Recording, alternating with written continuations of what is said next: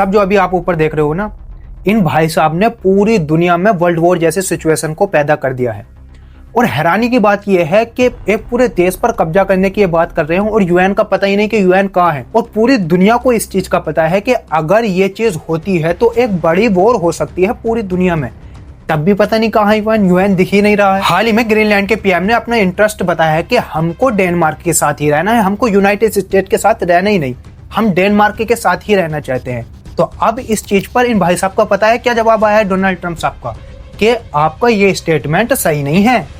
अब आप सोच कर देखो, ये बता रहे हैं कि आपका ये स्टेटमेंट सही नहीं है, आपने ये जो आपने स्टेटमेंट दिया है ये आपको नुकसान दे सकता है।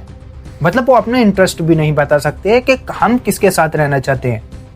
और आपको पता ही होगा कि ग्रीनलैंड बहुत पहले से ही डेनमार्क ओन करता है ग्रीनलैंड को। लेकिन भाई ये अपना अलग ही फिल्म चला रहे हैं कि ये तो पहले से ही कहते हुए चले आ रहे हैं कि हमको ग्रीनलैंड चाहिए, we need Greenland, we need Greenland, we need Greenland, Greenland हमको चाहिए। और आपको पता ही होगा कि अगर कोई भी यूएसए ग्रीनलैंड के ऊपर मिलिट्री एक्शन करता है तो सिचुएशन क्या होने वाली है। यूरोपियन यूनियन ने पूरी तरीके से इस चीज की वार्निंग दे रखी है। और डेनमार्क का तो आपको पता ही है वो नाटो का मेंबर है। और ग्रीनलैंड पर कोई भी सैन्य कार्रवाई होती है तो आपको क्या लगता है कि डेनमार्क ऐसे ही चुप बैठा रहेगा?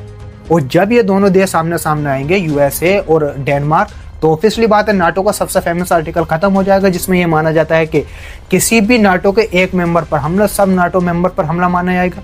और अगर ऐसा होता है तो आपको दिख ही रहा होगा कि पूरी वॉर की सिचुएशन एक पूरी दुनिया के सामने आ जाएगी।